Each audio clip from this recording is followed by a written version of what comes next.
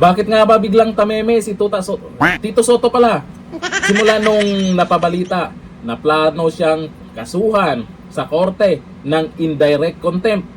Ito may post po si Jason Sa na kung saan dito siya kabahan.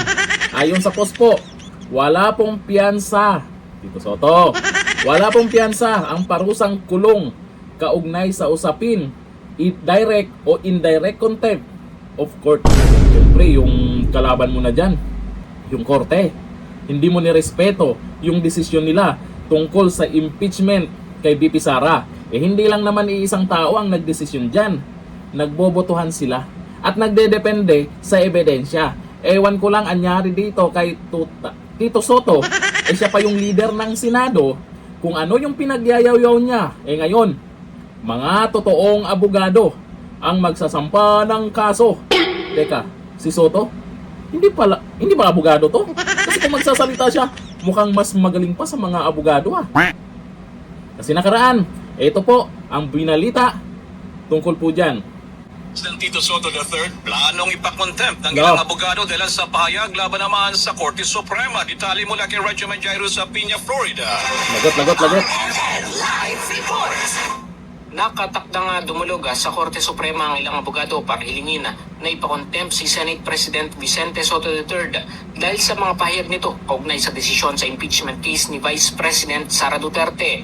Ayon kay Atty. Ferdinand Topacio, isa sa pinalpa nila ang ihahaing complaint at nakatakda sila magpulong sa Huwebes tungkol dito. Hindi naman binanggit kung sino pa makakasama niya bilang petitioners. Pinatikos ni Soto ang ruling na nagdeklarang unconstitutional ang impeachment proceedings laban kay VP Sara, kung saan sinabi nitong panghihimasok sa kapangyarihan ng lehislatibo ang ginawa ng Korte Suprema. Lumabag umano sa saklaw ng simpleng opinyon ang ilang pahayag ni Soto na may tuturing na hindi paggalang sa kataas-taasang hukuman. Kasama mo sa DCXL RMN Manila, Radyo Manjairo. Lagot ka, Soto. Kaya siguro biglang tameme ito. Kasi yaw-yaw ng yaw-yaw nakaraan. O ngayon, magsalita ka nga ulit tungkol sa desisyon ng korte. Magaling ka, di ba? Ang galing ni Soto.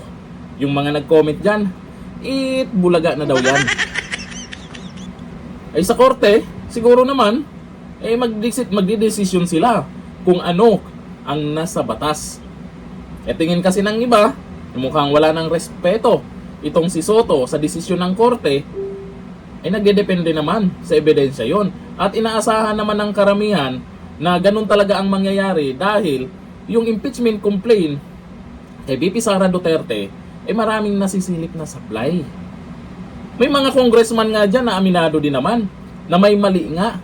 Itong si Soto, sabi ng iba, atat lang, ma-impeach si BP Sara. Malay natin, may dahilan yan. Kaya ang mangyayari dito, yung impeachment complaint kay BP Sara, pag lumusot yan sa kamara, ay dapat itong si Soto, palitan mo na.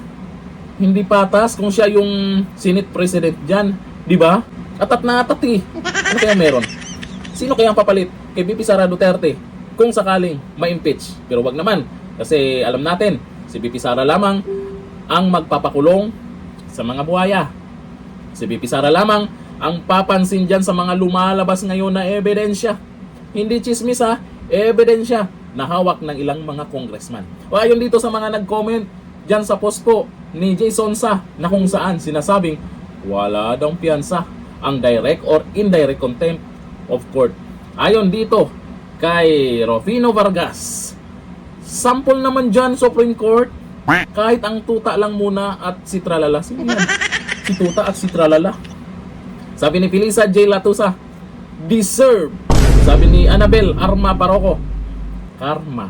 Nako, mukhang maraming excited dyan Kabagay, pinaghahandaan po yan ng mga abogado. Kailangan solid. At ang ebidensya dyan, mismong galing sa bunganga ng tuta. Hanggang dito na lang. Thank you. Bye-bye.